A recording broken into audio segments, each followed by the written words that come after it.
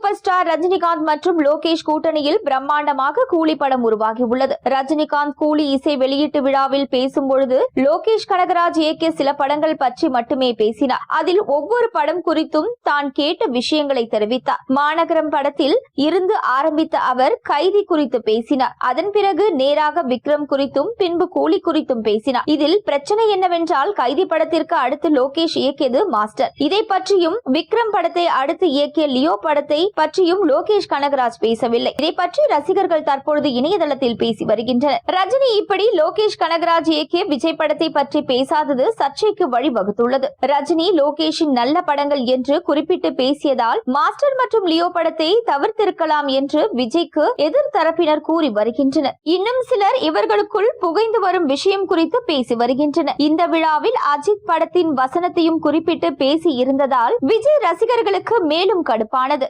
ரஜினி விஜய் ரசிகர்களுக்கு இடையே ஏற்கனவே காக்கா கழுகு மற்றும் யார் அடுத்த சூப்பர் ஸ்டார் போன்ற பிரச்சனைகள் இருக்கிறது. இதற்கு இடையே ரஜினி இப்படி விஜய் படத்தை தவிர்த்து பேசியிருப்பது ரசிகர்களை கொஞ்சம் வருத்தமடைய செய்துள்ளது. லால் சலாம் படத்தின் இசை வெளியீட்டின் பொழுது விஜயின் வளர்ச்சி மற்றும் அரசியல் கட்சி பற்றியும் கூறியிருந்தார். தற்பொழுது விஜய் படங்களை தவிர்த்திருப்பது பேசு பொருளாகியுள்ளது.